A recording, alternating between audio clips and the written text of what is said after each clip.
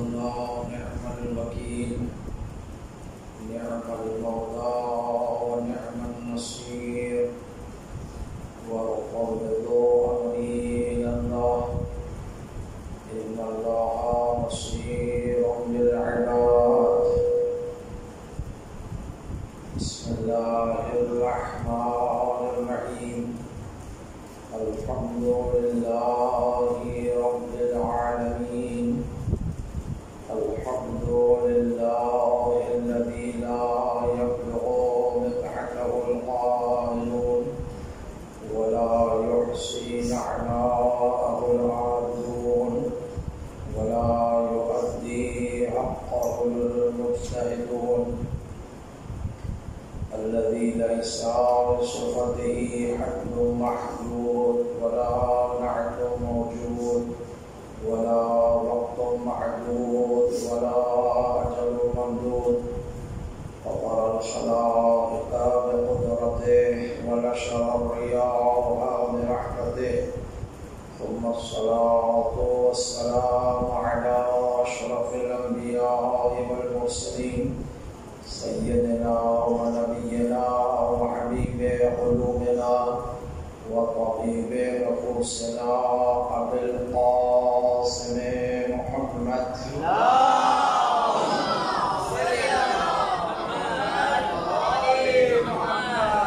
وعلى أهل بيته الطيبين الطاهرين المعصومين المظلومين الذين أذهب الله عنهم الرجس وطهرهم تطهيرا.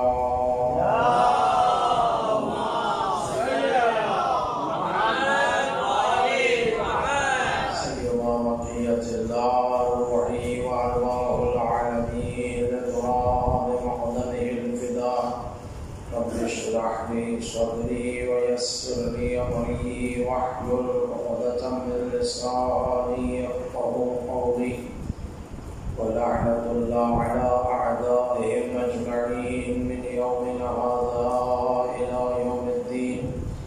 اما بعد، قال الله تبارك وتعالى في كتابه المجيد والفرقان الحميد وقوله الحق. بسم الله الرحمن الرحيم. الف لام ميم. احسب الناس ان يتركوا ان يقولوا آمنا وهم لا يفتنون.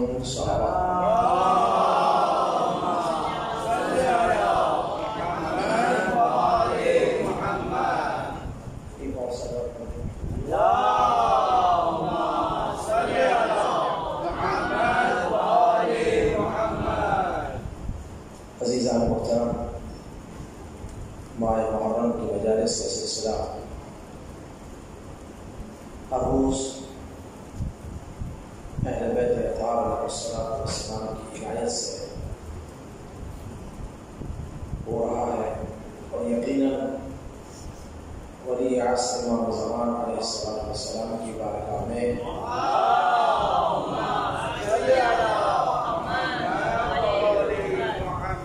یہ عمل قابل قبول ہوگا، اور امام زمان علیہ السلام ہمارے اس عمل سے، ہمارے اس کام سے، ہماری اس عزاداری سے انشاءاللہ راضی ہوں گے. آپ سب مولا کے ظہور میں تعجیل کے لیے بلند صلوات پڑھیں.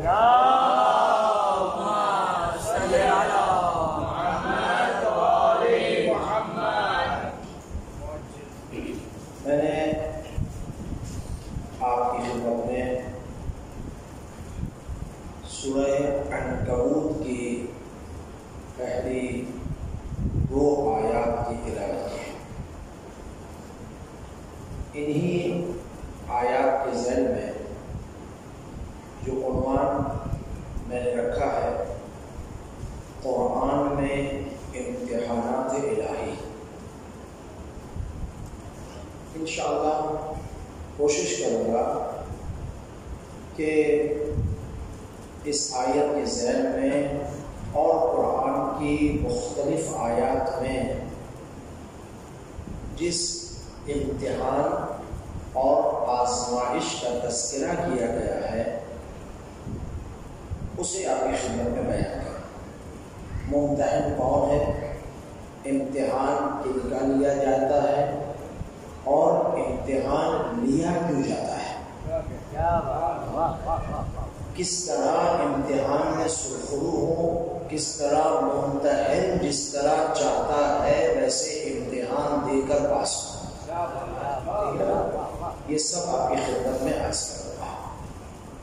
لیکن اس آیے کا ترجمہ سنیے۔ بسم اللہ الرحمن الرحیم آپ کی سماعت بہت خوبصورت ہے، اس لیے پڑھنے میں آسانی ہوتی ہے۔ الف لام میم قرآن مجید میں مختلف مقامات پر یہ الفاظ ہیں، مثلا یاسین، حا میم عین سین قاف، کاف ہا یا عین صاد، قاف حا میم، ٹھیک ہے میرے دوستو۔ یہ حروف جو قرآن مجید میں آئے ہیں انہیں حروف مقطعات کہا جاتا ہے۔ خاص میرے جوان بچوں کو کیا کہتے ہیں؟ حروف مقطعات۔ مقطعات یعنی ٹوٹے ہوئے، مقطع یعنی قطع ٹوٹے ہوئے۔ اور یہ مقطعات حروف کہاں سے لیے جاتے ہیں؟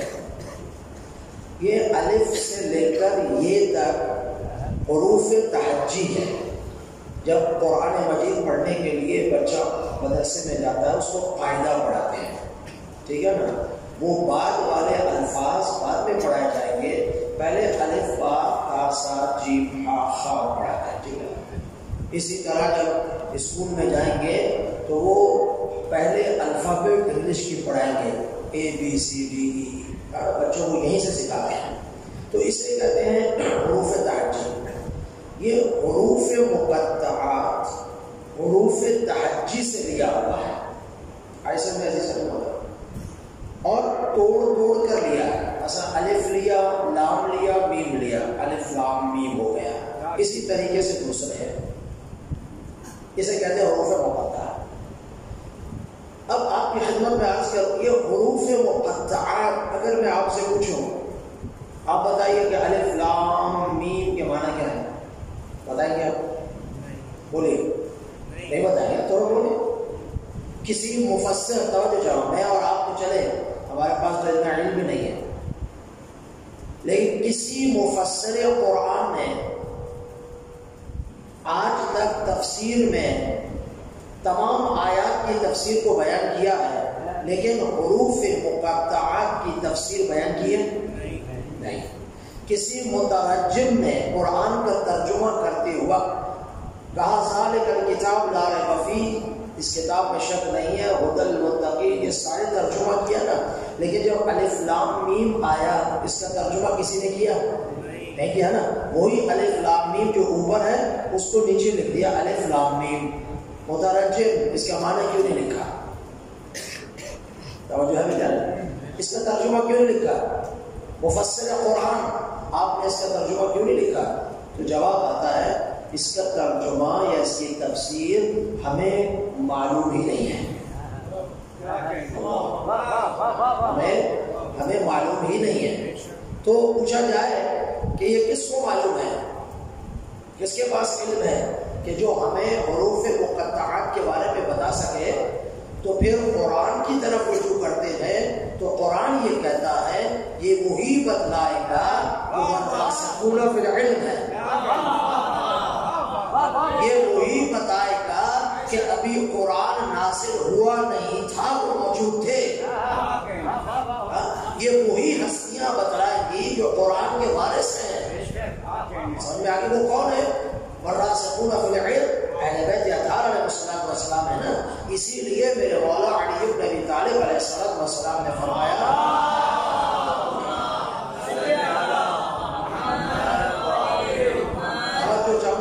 منصب قضاوت پر جب امیر المومنین علی علیہ السلام بیٹھے تو مولا نے فرمایا مشہور و معروف مولا کا جملہ، ایسا کسی اور نے اہل بیت کے سوا تو کسی میں ضرورت نہیں ایسا جملہ ہو جائے، یہ وہی بول سکتا ہے جو وہاں کے علم سے متصل ہو. اہل بیت کا علم اپنا تھوڑی ہے، علم الہی سے متصل ہے. وہی تو سب چیزیں جانتے ہیں نا. سمجھ رہے ہیں میرے عزیزوں؟ نہیں، قدرت اہل بیت بھی قدرت الہی سے متصل ہے، علم بھی وہاں سے متصل ہے. جتنی بھی صفات ہیں اہل بیت علیہ السلام کی، ساری کی ساری صفات متصل ہے وہاں سے. اس لیے ہم کہتے ہیں کہ اہل بیت علیہ السلام مظہر ہے صفات الہی کے.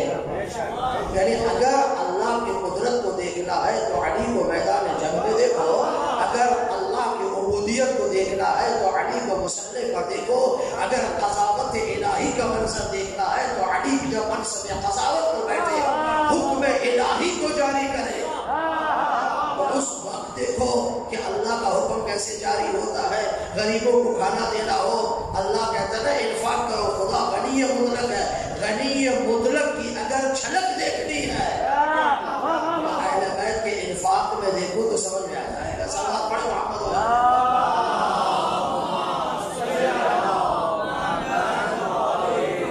ایسے انوار الہی اہل بیت علیہ السلام نور الہی ہے نا. یہ نور ہے. نور کس کا؟ الہی، اللہ کا نور ہے. زیارت جامع کبیرہ میں کہا کہ آپ انوار الہی ہیں، آپ کا کلام بھی نور ہے، آپ کا وعدہ بھی سچا ہے. ٹھیک ہے نا؟ انشاءاللہ درمیان میں کہیں پڑھوں گا زیارت جامع کبیرہ کے جملے جو امامت شناسی کے لیے بہت امپورٹنٹ ہے. اگر کوئی امامت شناسی کرنا چاہتا ہے، امام کو پہچاننا چاہتا ہے، امامت کیا ہے، وہ زیارت جامع کبیرہ امام علی نقی کی پڑھے تو انشاءاللہ امام کی معرفت کے دریچے اور دروازے کھل جاتے ہیں. اتنی خوبصورت زیارت ہے، اتنی عظیم زیارت ہے. اس کو بیان کرنا چاہیے مجالس میں، دروس میں. بالآخر ماہ مبارک رمضان کے لیے بہترین 30 دن کا درس ہے کہ نوجوانوں کے سامنے، مومنین کے سامنے زیارت جامع کبیرہ کی تفصیل کریں. اتنا خوبصورت درس ہے، اتنے خوبصورت درس ہے کہ انسان کو بہت لطف آئے گا. ابھی انشاءاللہ موقع ملا بھی خدمت میں عرض کریں گے. میں یہ ایسے نہیں کہہ رہا، حقائق ہے اس کے اندر. اگر میں ابھی بیان کروں تو پھر اس کے لیے 2-3 مجالس چاہیے کہ اس میں چلا جاؤں گا اور پھر میرا موضوع رہ جائے گا. پھر پڑھوں گا درمیان میں انشاءاللہ. لیکن عرض کرنے کا مقصد ہے منصب قضاوت پر آڑیا ہے. کیا فرمایا؟ میں کیا بیان کروں؟ حروف مقطعات کون جانتا ہے؟ والراسخون فی العلم. والراسخون فی العلم کون ہے؟ اہل بیت. یہ ہماری تفسیر تو کہے گی چونکہ ہم تو شیعہ ہیں، لیکن ہمارے بھائیوں کی تفسیر میں بھی یہی لکھا.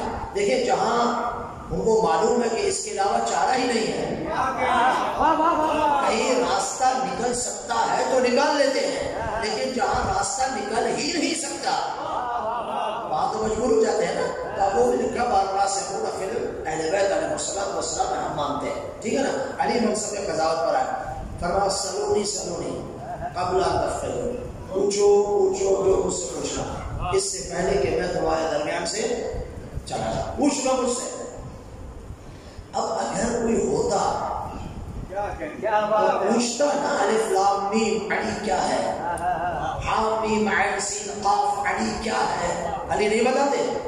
بتاتے ہیں. لیکن افسوس یہ ہے علی کی مظلومیت تلوار نہیں ہے، علی کی مظلومیت یہ ہے کہ علی فرما رہے ہیں علم الہی سے متصل علی فرما رہے پوچھو مجھ سے.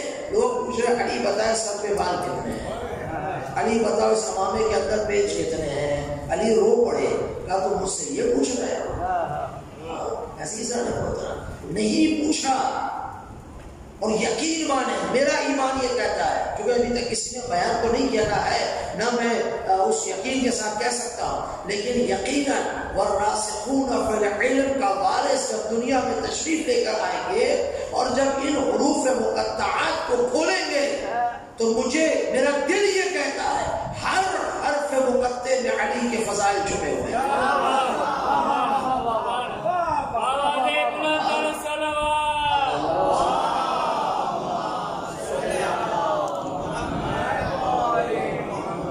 زندہ رہے تو انشاءاللہ امام زمانہ سے سنیں گے، مر گئے تو وہی نسلیں سنیں گی. لیکن میرا دل یہ کہتا ہے کہ ان کو مخفی رکھنا بھی کوئی تو وجہ ہوگی نا، ورنہ خدا نے ساری آیات واضح روشن فرما دی. بھئی حروف مقطعات رکھی کیوں؟ میرا جی یہ کہتا ہے، میرا دل یہ کہتا ہے کہ کچھ ایسے فضائل تھے کہ جو اگر کھول کر بیان کیے جاتے تو برداشت نہیں ہو سکتے تھے، اس لیے مقطعات میں چھپا دیے کہ جب وارث سے پوچھو گے پھر وارث بتائے گا۔ اب مجھے لگتا ہے لوگوں نے بھی نہیں پوچھا، اب وہ زمینہ جب تیار ہوگا، جب لوگوں کے ذہن تیار ہوں گے، امام زمانہ کی سننے کے لیے برداشت بھی ہوگا، وہ فضائل سن بھی سکیں گے، سننے کے بعد غلو بھی نہیں کریں گے، غالی بھی نہیں ہوں گے۔ اب یہ تو ڈر ہے نا، اگر یہ فضائل نکل آئے تو غلو بھی ہو سکتا ہے، انسان نہ جانے کہاں تک جا سکتا ہے۔ جب کچھ بھی بیان نہیں ہوا تو بھی غلو کرنے لگے۔ میرے بھائی ابھی کچھ نہیں ہوا، میں روایت پڑھوں گا آپ کی خدمت میں آگے چل کے، آپ بھی حیران ہو جائیں گے، لیکن میں کہتا ہوں ابھی تو کچھ بھی بیان نہیں ہوا، کہہ دیا خدا نعوذ باللہ، نہیں خدا تک نہیں جا سکتے، کفر ہے، امیر المومنین نے منع کیا۔ تو میرا جی سمجھاتا ہے، میں سمجھتا ہوں اس کے اندر کچھ چھپا ہوا ہے اہل بیت علیہ السلام کے لیے۔ وہ جب امام آئیں گے، ذہن تیار ہوگا تو امام بتائیں گے کہ ہے کیا اس میں، اور جو اس سے نکلے گا وہ ہمارے دلوں کو مزید نورانی فرمائے گا۔ الف لام میم، یہ حروف مقطعہ۔ احسب الناس، توجہ جاؤ، احسب الناس ان یترکوا ان یقولوا آمنا وهم لا یفتنون، آیا تم یہ گمان کرتے ہو، تم یہ سوچتے ہو کہ تمہیں چھوڑ دیا جائے گا فقط اس ادعا پر کہ تم کہو کہ ہم ایمان لے آئے؟ تم نے کہا ہم ایمان لے آئے، ہم نے تمہارے ادعا کو سچا سمجھ لیا اور ہم تمہیں چھوڑ دیں گے، ہاں واقعی یہ ایمان لے آیا۔ وَهُمْ لَا يُفْتَنُونَ، اور ہم تمہیں آزمائش میں نہیں ڈالیں گے۔ توجہ ہے، کیا تم یہ گمان کرتے ہو کہ ہم تمہارا امتحان نہیں لیں گے؟ ہم تمہارے اس دعوے کو دیکھنے کے لیے کہ یہ دعویٰ سچا بھی ہے یا جھوٹا ہے۔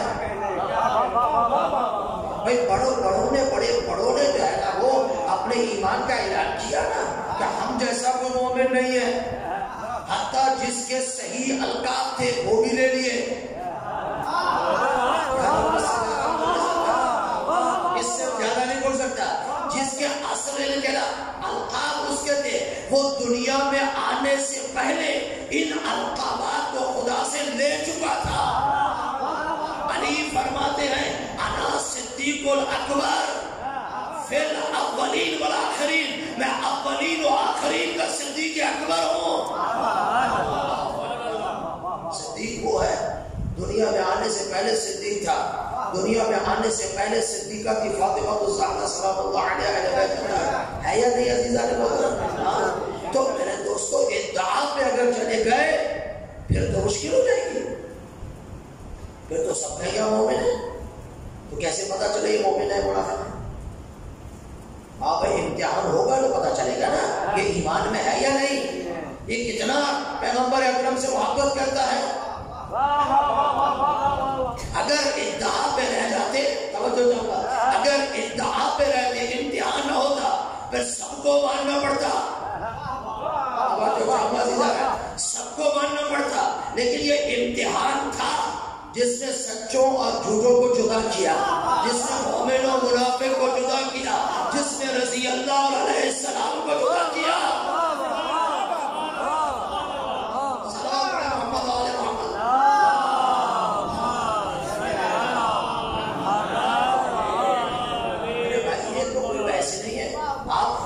کرم اللہ وجہ کہتے ہیں نہیں کہتے میرے بھائی؟ علی کو کرم اللہ وجہ تو کہتے ہو نا، تو آپ امیر المومنین کو کرم اللہ وجہ کہو اور ہمیں کہتے ہو کہ نہیں سب کو رضی اللہ کہو۔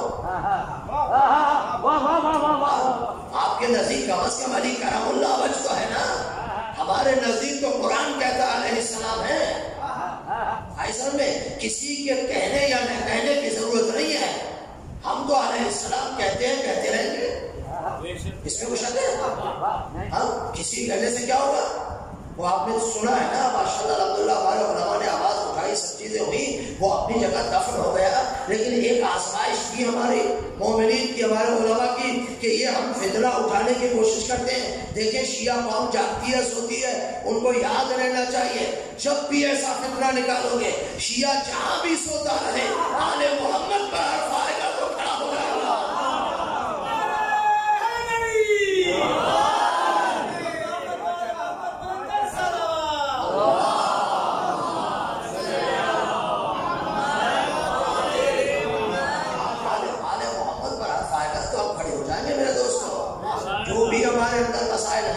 جو بھی ہمارے پرابلم ہے اپنی جگہ، لیکن اہل بیت اطہار علیہ السلام کے بارے میں تو ہم سب ایک ہیں۔ اختلاف نظر کسی مسئلے میں ہونا الگ چیز ہے، میں کسی سے متفق ہوں کسی سے متفق نہیں ہوں، یہ الگ مسئلہ ہے۔ ایسا بھی عزیزان ہوتا میری عادت ہے میں کسی کا نام نہیں لیتا، اشاروں سے جو سمجھنا سمجھ جائے۔ کسی کے عقائد کے بیان سے، کسی کی گفتگو سے، کسی کے بیان سے میرا اتفاق کرنا ضروری نہیں ہے، میں اس سے اختلاف ضرور کر سکتا ہوں، ٹھیک ہے نا؟ یہ اختلاف نظر رحمت ہے، لیکن ہم برا بھلا کسی کو نہیں کہتے۔ جب ہم غیروں کو نہیں کہتے تو اپنوں کو کیوں کہیں گے؟ ٹھیک ہے نا، ہم اپنوں کو کیوں کہیں گے؟ ہمارا اختلاف نظر ایک ہے، لیکن جب آل محمد کا نام آئے گا تو آپ سبھی ہو جاتے ہیں، ٹھیک ہے نا؟ وہاں پہ اختلاف نہیں ہے۔ تو کہنے کا مقصد یہ ہے، خدا کہہ رہا ہم امتحان لیں گے، امتحان کے بغیر بولیے نہیں چھوڑیں گے۔ بھئی اگر کوئی آپ کے سامنے آئے، جلدی جلدی ایک مقدمہ اس گفتگو کا عرض کرنا چاہتا ہوں تاکہ منزل کو آگے بڑھاؤ۔ عزیزو مثلا کوئی آئے یہاں پر کہ میں بہت بڑا شجاع اور بہادر ہوں، اگر دعوے پر ہی شجاعت ہو جائے، اگر دعویٰ ہو میں شجاع ہوں، شجاعت کرتا بہادر ہوں، تو میں اصلی شجاع میں اور نقلی شجاع میں فرق کب ہوگا؟ تو اس لیے خدا نے امتحان رکھ دیا۔ ایک وہ شجاع ہے جو جھولے میں بچپن میں اژدہا کے ٹکڑے کر کے پھینک کے بتاتا ہے میں کتنا بہادر ہوں، اور ایک وہ ہے جو رسول کے ساتھ ہوتے ہوئے بھی گھبراتا ہے۔ قرآن کہہ رہا ہے، پیغمبر کہہ رہا ہے، لا تحزن، ڈر مت، ان اللہ معنا، یعنی رسول کو سمجھانا پڑ رہا ہے، ڈرو مت، خدا ہمارے ساتھ ہے۔ جو نبی کے ساتھ رہ کر ڈرے وہ اگر شجاعت کا اعلان کرے پھر کیسے ہو جائے گا؟ عزیزو سما پڑھے محمد و آل محمد۔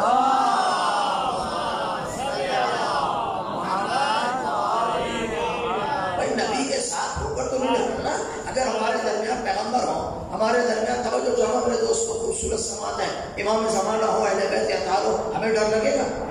نہیں لگے گا نا، چونکہ وہ ہمارے ساتھ ہے جو ہمارا امام ہے۔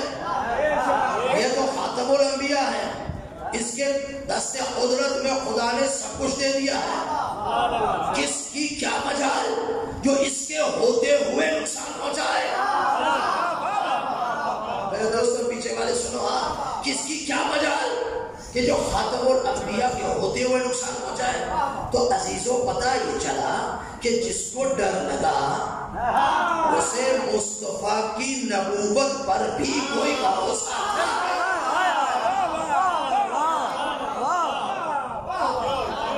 اگر یقین ہوتا تو پھر کیا ہے، لیکن خیر اگر یہ امتحان نہ ہوتا، شجاع کا کیسے پتہ چلے کہ شجاع؟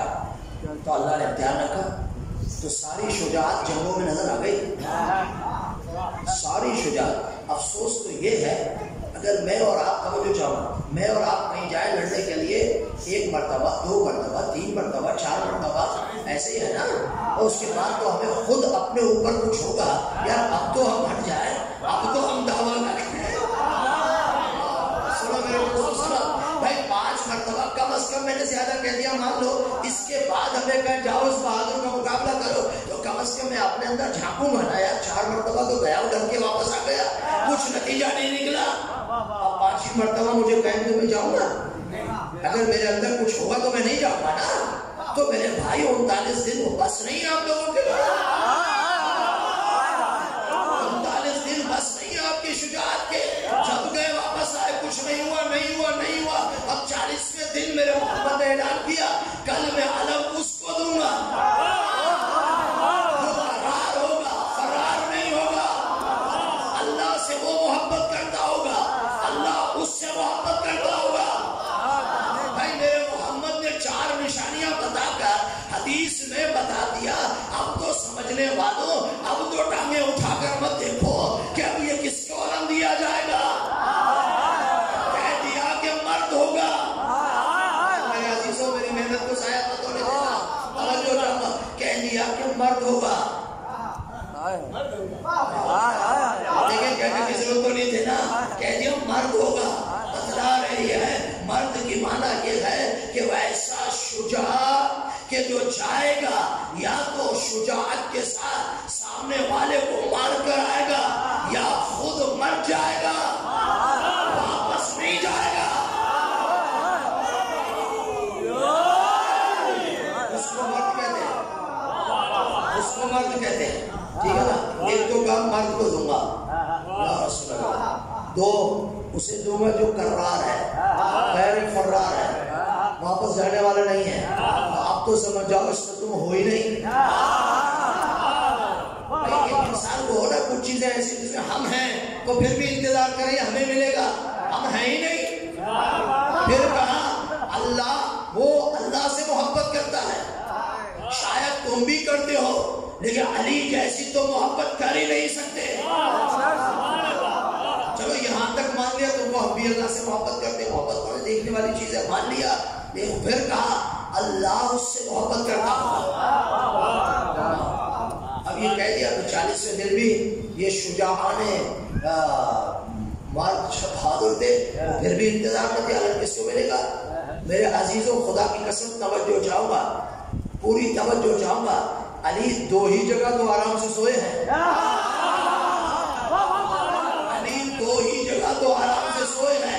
ایک شب ہجرت پہ سوئے گئے، ایک اس میدان میں سوئے گئے، چونکہ علی کو پتا تھا یہ علم میرا ہے، جس کو پتا ہو یہ ہے ہی میرا، اس کو تو فکر نہیں ہوتی نا۔ توجہ ہے میرے عزیزان، اس کو تو فکر ہوتی نہیں، آرام سے سو رہا ہے، کیوں جاگو بھائی، اور بستر پہ سوئے۔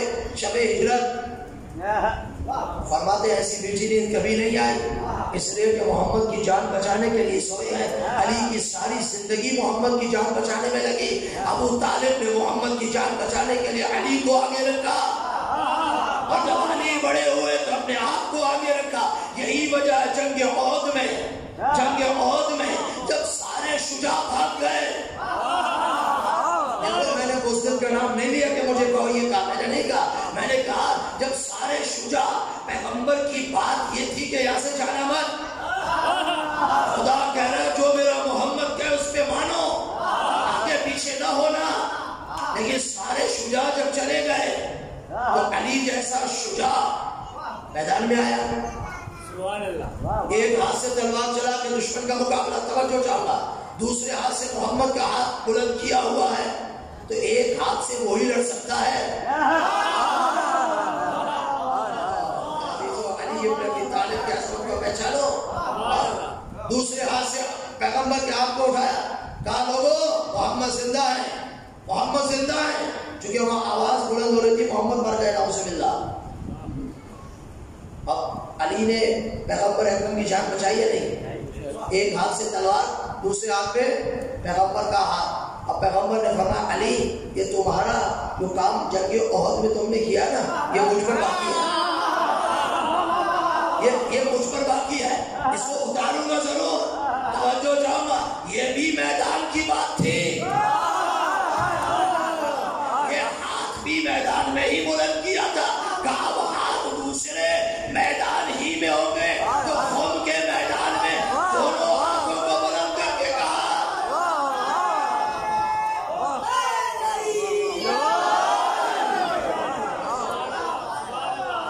ایک صلوات پڑھ لے محمد آل محمد۔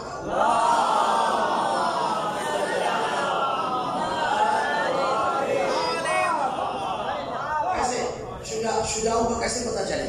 جب امتحان ہوگا تو پتہ چلے گا نا کون بہادر کون شجاع، تو امتحانات میں تو سب کے شجاعت کا پتہ چل گیا، ٹھیک ہے نا عزیزو۔ ایسے ساری مثالیں بیان کرنے جائیں تو اسی میں وقت گزر جائے گا، میں آگے بڑھنا چاہتا ہوں، توجہ چاہوں گا۔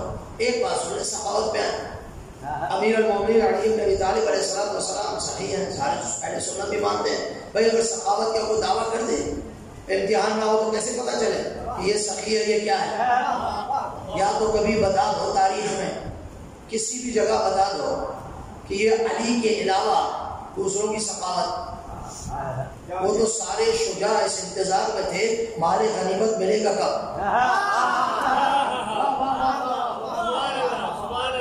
مال غنیمت کب ملے گا، تو ایسی سخاوت تھی۔ اور امیر المومنین علی بن ابی طالب کے بعد جو آتا ڈالتے تھے، واقعہ پڑھو اپنی خدمت خدمت میں آپ کی محبت کو دیکھ کر ایک مرتبہ مال غنیمت رسول دیکھیں امتحان سمجھ رہے نہیں، یہ امتحان ضروری ہے. انشاءاللہ روزانہ آپ کی خدمت میں مثال قرآن کے بتاؤں گا کہ کس کس کے امتحان ہوئے ہیں. بہت خوبصورت باتیں ہیں قرآن مجید کی. چونکہ قرآن خوبصورت ہے اس لیے میں اپنے الفاظ کی بات نہیں کر رہا، چونکہ آیات اتنی خوبصورت ہیں. بیان کرنے والا جمیل ہے، بیان کرنے والا جمیل ہے، اور جس نے ہمیں قرآن پہنچایا وہ بھی اللہ کا بنایا ہوا جمیل ہے. وارث بھی نورانی ہے، تو ان کے کلام میں نور ہوگا یا نہیں ہوگا؟ تو عزیزان محترم، اب وہ مال غنیمت دیتے ہیں. پیغمبر کو مال غنیمت ملی، پیغمبر اکرم نے اصحاب میں تقسیم کی. ان میں امیر المومنین بھی تھے اور دوسرے صحابی بھی تھے. توجہ جاؤ، سب کو تقسیم کی. کچھ دنوں کے بعد پیغمبر اکرم نے لوگوں کو بلایا جن کو دیا تھا. ٹھیک ہے، اصحاب بھی تھے، امیر المومنین بھی تھے، تشریف لے کر آئے. پیغمبر نے کہا چلو میرے ساتھ میدان میں لے کر بڑی دھوپ سا، بڑی دھوپ، دیکھو ہر جگہ دھوپ ہی میں کھڑا کرنا پڑتا ہے. ولایت کو سمجھانے کے لیے ایسی جگہ کھڑے کرو تاکہ جب تک وہ جگہ یاد رہے گی نا اس وقت تک وہ پیغام یاد رہے گا. دھوپ میں لے گئے، ایک گرم پتھر رکھ دیا. ایک صحابی کو کہا آؤ اس کو کھڑے ہو، کہا چپل اتارو. باقی آپ نے سنا لیکن امتحان پہ آ گیا آپ کی شکل میں اثر کرتے ہو. کھڑے ہو جاؤ، کھڑے ہوئے، پیر چلنے لگے، اوپر نیچے بھی بتاؤ. وہ مال غنیمت کا آغاز کیا. پھر آپ نے جیسے تیسے حساب دیے اور پیروں کی حالت عجیب و غریب ہو گئی. پھر ایک اور کو کہا، پھر ایک کو، اور اس طریقے سے سب کو بلایا. اب سب نے جواب دے دیا. اب سب اپنے دل میں یہ سوچ رہے تھے علی بھی آئیں گے، تو یہ چاہوں گا کہ علی بھی آئیں گے تو جو ہمارا حال ہوا ہے علی کا بھی ہوگا.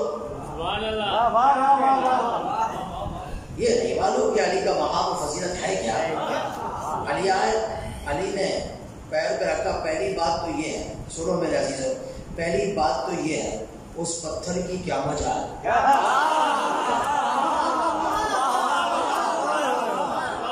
اس پتھر کی کیا مجال وہ اولو الامر کے قدموں کو نقصان پہنچا سکتے ہیں. یہ پتھر تو وہ ہے جہاں اہل بیت کے قدم آ جائے تو نشان بن جاتا ہے. پہلی تو بات ہے اولو الامر کا پیر جلا کیسے سکتا ہے یہ پتھر، ٹھیک ہے نا، لیکن یہ اپنی جگہ. لیکن دوسری بات سنیں، علی آئے، ایک پیر رکھا، دونوں پیر رکھے کہ یا رسول اللہ جو آپ نے دیا تھا میں نے راہ خدا میں انفاق کر دیا. نیچے اتر آئے. وہ دیکھتے رہ گیا. ہم نے کچھ اور سوچا تھا، یہ کچھ اور ہوا. تو عزیزوں سوچنا یہ تھا تم مال غنیمت کو کہاں خرچ کرتے تھے تمہیں پتا ہوگا، لیکن علی نے اپنے گھر میں کچھ نہیں رکھا، انفاق علی ابن ابی طالب علیہ السلام. تو خدا کہہ رہا ہے کہ جو دعویٰ اور ادعا کرتے ہو، سب مثالیں میں نے آپ کی خدمت میں عرض کی، جو آپ دعویٰ کرتے ہو نا اس کا امتحان ہوگا، ٹھیک ہے نا. اور دیکھو امتحان یہ نہیں ہے کہ میں فقط امت مصطفیٰ سے لے رہا ہوں. توجہ چاہو، یہ جو امتحان ہے یہ فقط نبی کی امت سے نہیں ہے کہ پیغمبر اکرم کی امت سے امتحان لیا. نہیں، بلکہ خدا تیسری آیت میں اسی سورہ عنکبوت میں بھی فرماتا ہے وَلَقَدْ فَتَنَّ الَّذِينَ مِنْ قَبْلِهِمْ، یعنی پیغمبر کی امت سے پہلے جتنی امتیں آئی ہیں ان سے بھی امتحان لیا گیا ہے. یعنی بدلانا یہ چاہ رہے ہیں، یہ خدا کی سنت ہے کہ جب سے حضرت آدم کو خلق کیا، بلکہ یوں کہوں کہ حضرت آدم کی خلقت سے پہلے سے امتحان کا سلسلہ شروع کیا ہے. ابھی آیت پڑھتا ہوں، توجہ چاہوں، اسی میں بات ختم کر دوں گا آج کی. پہلے سے شروع کیا ہے. تو خدا کہہ رہا ہے یہ نہیں کہ نبی کی رحمت کی امت ہے اس لیے نہیں، سب سے امتحان لیا آپ نے. خدا تو امتحان لیتا کیوں ہے؟ فَلَيَعْلَمَنَّ اللَّهُ الَّذِينَ آمَنُوا. خدا دیکھنا چاہتا ہے کہ امتحان کے ذریعے سے کہ تم میں دو آیتوں میں، ایک میں پہنچانا چاہتا ہے، دیکھنا چاہتا ہے، جاننا چاہتا ہے کہ تم میں مومن کون ہے، منافق کون ہے. اور ایک اس تیسری آیت میں جاننا چاہتا ہے تم میں سچا کون ہے، جھوٹا کون ہے. ٹھیک ہے نا. امتحان کا مقصد کیا ہے؟ سچے اور جھوٹے کو الگ کرنا، حق کو اور باطل کو الگ کر. ایسے ہی نا آپ فرماتے ہیں جیسے سونا ہے، سونا سمجھتے ہیں گولڈ، یہ گولڈ کو جب لے کر آتے ہیں تو کیا جیسے ہی سونارے کی دکان پہ جائیں آپ فوراً کہیں گے یہ سونا ہے، وہ سونا لے کے قبول کر لے گا؟ بولو نہیں کرے گا نا. وہ آپ کا سونا آپ کتنی ہزار قسمیں کھائیں کہ یہ گولڈ ہے، یہ پرچی ہے، یہ ہے فلاں فلاں، وہ کہے گا ساری چیزیں صحیح ہے، میں نے کب کہا کہ تو غلط کہہ رہا ہے. لیکن ہمارا ایک طریقہ ہے کہ ہم دیکھنا چاہتے ہیں یہ گولڈ سچا بھی ہے جھوٹا ہے، اس کے لیے ہم آزمائش کریں گے. ہم آزمائش کریں گے، ہم اپنے طریقے سے اس کی پوری ریسرچ کریں گے، دیکھیں گے سچا ہے یا نہیں. صحیح ہے نا. بس علماء فرماتے جیسے ذہب کو، ذہب کہتے سونے کو، جس طرح ذہب کی اصلیت کو پہچاننے کے لیے ذہب بیچنے والا امتحان اور آزمائش کرتا ہے اپنے طریقے سے اس کو، اسی طریقے سے خداوند متعال اپنے بندوں کا امتحان لیتا ہے سچوں کو جھوٹوں سے جدا کرنے کے لیے، مومن کو منافق سے جدا کرنے کے لیے، بخیل کو انفاق کرنے والوں سے جدا کرنے کے لیے، شجاع کو ڈرپوک اور خوف رکھنے والوں سے جدا کرنے کے لیے. خدا نے امتحان کا مقصد بھی بولیے بیان کیا ہے. یہاں تک بات واضح ہو گئی عزیزو. آئیے اب اس میں ایک سوال پیدا ہوتا ہے. عام لوگ ہم سے سوال کرتے ہیں کہ مولانا اگر پیغمبر کو پتا تھا تو پھر اپنی زندگی میں یہ کیوں کچھ نہیں کر دیا؟ پتا تھا کہ انہوں نے بعد میں امیر المومنین کا غصب کرنا ہے، پتا تھا انہوں نے مثلا زہرا اطہر سلام اللہ علیہ کے گھر پر یہ کرنا ہے، یہ کہا کہ جو بھی بالآخر تاریخ میں ہے. ہم سے سوال ہوتا ہے، اپنے بچے اپنے جوان سوال کرتے ہیں تو پھر پیغمبر نے یہ کیوں نہیں کیا؟ توجہ میری جان، پیغمبر نے کیوں نہیں کیا؟ بتا دیتے، ہٹا دیتے، جو کچھ کرنا تھا کر دیتے تاکہ آسانی ہو جاتی. تو میرے دوستوں اس کا سوال، اس سوال کا جواب علماء ایک مثال دے کے کہتے ہیں. میں آپ کی خدمت میں عرض کرنا چاہتا ہوں. مجھے آپ بتائیے، نوجوان میرے جاتے ہیں یونیورسٹی کالج اور اسکولوں میں، پڑھتے ہیں نہیں پڑھتے؟ پڑھنے جاتے ہیں نا. اب جب پڑھنے جاتے ہیں تو سال میں ایک مرتبہ ایگزام ہوتا ہے. بولیے تھوڑا تھوڑا بولیے. ایگزام ہوتا ہے نا. اب ان بچوں کو پتا جو دیتے، میں اور آپ کو گزر چکے ہیں، اب تو ہمیں ایگزام کی کوئی جو ہے نا وہ ٹینشن نہیں ہے. جوانوں کو جو دیتے بیچارے دن رات جو ہے نا مصیبت میں گرفتار ہے. لیکن خلاصہ ایگزام دیتے ہیں نا، ایگزام دینے کے بعد جو رزلٹ آئے وہ قابل قبول ہے یا نہیں؟ بولو قابل قبول ہے نا. رزلٹ آ گیا، امتحان دیا، امتحان ہال میں گئے، پیپر دیا، ٹیچر نے دیکھا، ٹیچر نے حساب کیا، بتا دیا بھائی آپ کے پیپر میں یہ غلطیاں، یہ غلطیاں، یہ غلطیاں، یہ نمبر ہے. بچہ بھی قبول کرے گا، باپ بھی قبول کرے گا، خاندان بھی قبول کرے گا، کوئی اعتراض کرے گا؟ بولو نہیں کرے گا. لیکن اگر اسکول کا ماسٹر کہے، ٹیچر کا ہے، ٹیچر اسی کو کہتے ہیں جو بچے کی جانتا ہو کہ یہ کون پڑھنے والا ہے کون پڑھنے والا نہیں ہے. یہ ہمارے ملک کے ٹیچروں کی طرح تھوڑی ہے کہ پیسہ دے کر آگے اسکولوں میں نہ خود کچھ آتا ہے نہ بچوں کو کچھ پڑھاتے ہیں، تنخواہ لے رہے ہیں. بول کیا نا ہمارا سسٹم ایسا ہے، ٹھیک ہے نا. ہمارا جو بھی ہمارا سسٹم ہی تباہ ہے. باہر جائیے، پڑھائی کے حالات دیکھیں، کتنا اچھا سسٹم. ہمارے یہاں تو جو ہے نا وہ بس گھر میں بیٹھ کے تنخواہ دے رہا ہے ٹیچر. اس کو کہا جائے اپنا نام اردو میں لکھنے کا مجھے نہیں آتا، تو خدا مندر میں اردو میں نام لکھنا نہیں آتا، تو پڑھا کیا رہا ہے؟ کیا بس ہمارا ایک ہے وزیر، اس نے بالآخر دے دی، رشوت پہ چلے. ظاہر کرو تو پڑھائی بھی یہی ہوگی نا، آپ بھی جانتے ہم بھی جانتے. لیکن اس کو چھوڑیں. اگر ٹیچر نے، جو اچھا ٹیچر ہے، وہ بغیر امتحان کے، بغیر ایگزام کے کاغذ پہ لکھ کے آپ کے پاس نمبر پہنچا دے، آپ کا بچہ فیل ہے، یہ بچہ پاس ہے، یہ فرسٹ ہے، یہ سیکنڈ، یہ تھرڈ ہے، امتحان نہیں لیا، آپ قبول کرو گے؟ کیوں بھائی؟ استاد ہے نا، استاد کو جانتا ہے نا، پورا سال پڑھا ہے نا. اگر وہ نہیں جانتا تو استاد کون سا ہے؟ اس کو تو پتا ہے نا. کہ نہیں سب پتا ہے، ہمیں جانتے ہیں پتا ہے، استاد کو سب پتا ہے. لیکن مولانا جب تک پیپر نہیں ہوتا، جب تک پیپر نہیں ہوتا، جب تک ایگزام نہیں ہوتا، ہم نہیں مانتے. پیپر لو کہ بچہ فیل ہو جائے، ہمیں اعتراض نہیں ہے. تو بس عزیزان محترم یہی وجہ ہے. پوری توجہ چاہتا ہوں. نبی جانتے تھے کون کیا ہے، خدا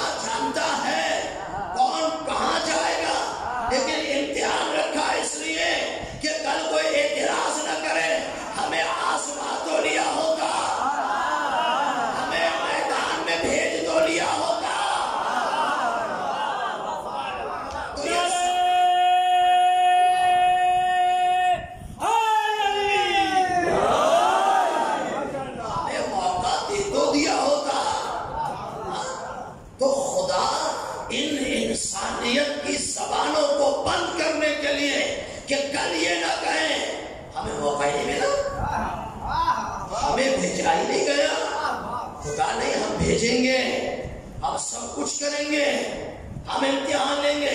تو بس عزیزو یہ ہے استدلال نبی رحمت کا کہ پیغمبر نے فرمایا کہ ہم نکال سکتے تھے سب کو، لیکن وہ کہتے ہیں ابھی تو ہم نے کچھ کیا ہی نہیں ہے رسول خدا، ہم تو آپ پر ایمان لے کر آئے ہیں، ہم تو یہ ہم نے ابھی کہا فاطمہ زہرا سلام اللہ علیہا کے دروازے پہ آگ لگائیے کہ آپ فرما رہے ہیں۔ تو پیغمبر اگر یہ کرتے تو عزیزان محترم تاریخ میں یہ سوال رہ جاتا کہ پیغمبر نے علی کو سب کچھ دینے کے لیے ان کو موقع ہی نہیں دیا، اور ان اعتراضات کو پہلے ہی ختم کرنا چاہتے تھے کہ علی کو موقع بعد میں دیا ہے، تمہیں تو دعوت ذوالعشیرہ میں بھی موقع دیا ہے، اب تم 3 مرتبہ بھی نہ اٹھو تو کیا ساری رات بیٹھ کے اعلان کرتے رہے؟ بھائی سمجھ میں نہیں؟ تو امتحان کا مقصد یہ ہے دوستان محترم۔ بس آخری بات کرو چونکہ مجھے آگے بھی پہنچنا ہے، وقت ہے عزیزان، لیکن سنیے آخری بات آپ کی خدمت میں کرو، باقی کل اسی جگہ سے پڑھاؤں گا۔ سب سے پہلے امتحان کس کا؟ سب سے پہلے قرآن مجید میں جو سب سے پہلے امتحان ہوا، پوری توجہ چاہوں گا عزیزان محترم، سب سے پہلے امتحان، اب یہ نوٹ کیجیے اپنے آسان میں اور اس کو انشاءاللہ محفوظ بنائیے۔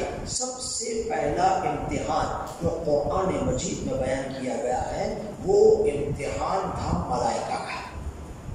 کن کا؟ ملائکہ۔ توجہ چاہوں گا اس لیے کہ ملائکہ میں، تمام ملائکہ میں ایک آ کر چھپ گیا تھا، اور اس طرح آ کر ملائکہ کی صفوں میں مخفی ہو گیا کہ وہ ملائکہ بھی اسے اپنے جیسا سمجھنے لگے، اس کی عبادت، اس کے ساتھ ملائکہ، عزیز توجہ چاہوں، ملائکہ پریشان تھے کہ کیسی عبادت کر رہا ہے، اس کی عبادت ایسی تھی۔ پروردگار نے دیکھا ہوگا یقیناً یہ تو میرے معصوم ملائکہ بھی اس کے چکر میں نہ جائے، اس کو اپنے نہیں سمجھ رہے۔ تو عزیزوں میں پوری توجہ چاہوں گا، ایک جملہ کہنا چاہتا ہوں، جو کسی صف کا ہوتا نہیں ہے نا وہ صف میں داخل ہو کر مخفی بیٹھ جاتا ہے، اس مخفی کو پہچاننا چاہیے، ٹھیک ہے نا۔ اب ملائکہ کا امتحان پہلا ہوا، قرآن مجید فرماتا ہے کہ ملائکہ کو حکم دیا گیا کہ اے ملائکہ ہم یہ پتلا بنا رہے ہیں، جو چاہوں ہم یہ پتلا بنا رہے ہیں، یہ نہیں کہا کہ اس پتلے کے سامنے جھک جانا، یہ نہیں کہا، توجہ چاہوں، یہ نہیں کہا یہ پتلا مٹی کا بن جائے تو اس کے سامنے سر جھکا لگا، نہ فرمایا دیکھو جب پتلا بنا لینا اور پھر جب ہم اپنی روح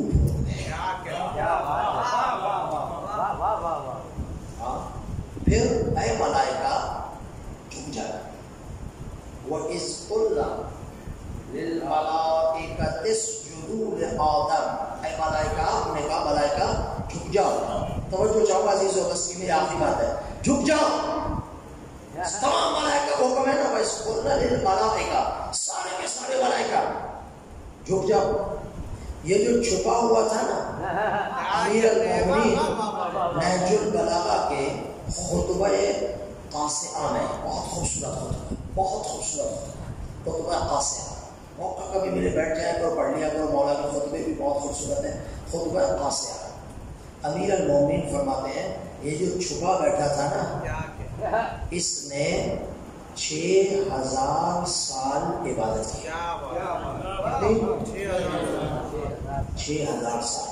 مولا فرماتے ہیں معلوم نہیں یہ 6000 سال دنیاوی ہے یا اخروی، اگر آخرت کی یہ 6000 سال ہو تو پھر سارے کیلکولیٹر ٹوٹ جاتے ہیں، کچھ پتہ ہی نہیں ہے حساب کا، اتنی عبادت کی ہے۔ تو میرے دوستوں توجہ چاہوں گا، پوری توجہ چاہوں گا، عبادت معیار نہیں ہے، عبادت معیار نہیں ہے۔ 6000 سال جیسی عبادت اس نے کی نا، ایسی تو تم ساری زندگی تمہاری نسلیں مل کے بھی نہیں کر سکتے. کہاں ملتی ہوگا 6000 سال؟ چلو دنیا کے لگا دو، میں دیکھوں آخر تک کیسے سن رہا ہے. آپ عزیزوں کو نقطہ دے رہا ہوں. 6000 سال کس کو ملتی ہے؟ کسی کو بھی نہیں. 70 سال 50 سال 60 70 سال. جب 6000 سال عبادت کسی کام کی نہیں آئی کیوں نہیں؟ توجہ چاہوں گا، پوری توجہ. کیا کہا کہ جب میں اپنی امر، روح امر ہے نا، میرے حبیب تم سے پوچھتے یہ روح کیا ہے؟ بولے روح من کیا ہے؟ امر. توجہ چاہوں گا میرے دوستوں، پوری توجہ چاہوں گا، وقت ختم ہوا میرا. قل الروح من امر ربی، یہ روح امر ربی ہے. تو اگر امر پھونکوں تو ملائکہ جھک جانا، جو نہیں جھکا وہ 6000 سال کا عبادت گزار تھا. پتا چلا جو امر کے سامنے نہ جھکے تو 6000 سال کی عبادتیں بھی اس کو کام نہیں آتی. تو جو امر کے سامنے نہ جھکے،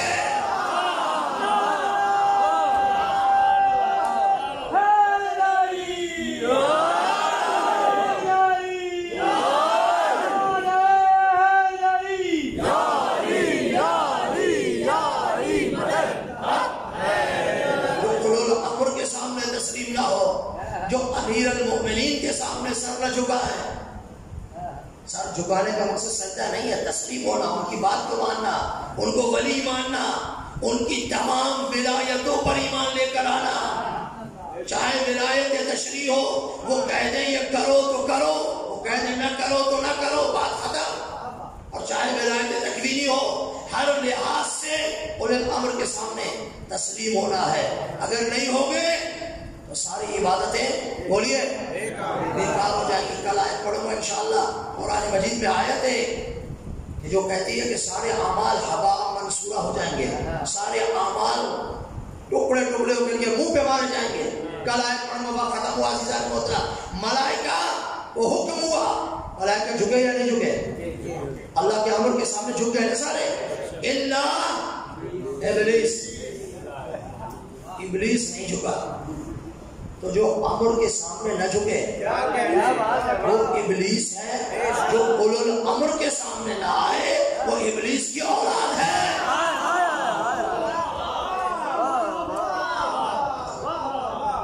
تو عزیزان محترم، اب وہ نہیں جھکا، ابا انکار کیا جھکنے سے.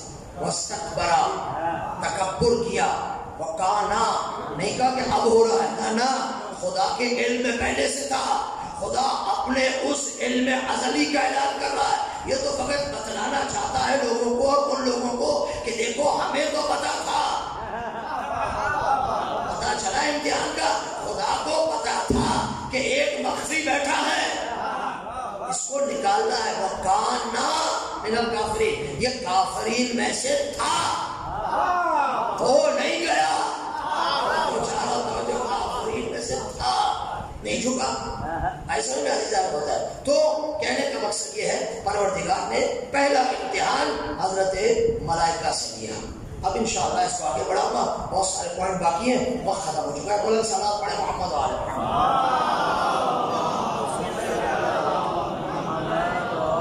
بس اجازت دیجیے 2-4 مسائل کے جملے آپ کی خدمت میں پڑھو.